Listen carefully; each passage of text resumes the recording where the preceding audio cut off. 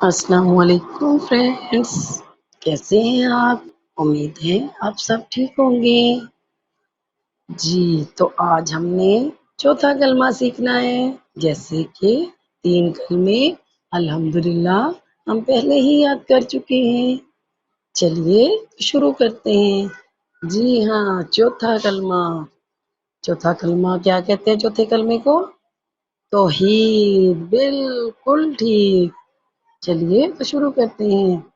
چہارم کلمہ توحید، توحید معنی کیلا، لا الہ الا اللہ وحدہ لا شریک لہ لہ الملک ولہ الحمد یحیی ویمیت وہو حی لا یموت ابدا ابدا ذو الجلال والاکرام بیدہ الخیر وہو علی کل شیء قدیر۔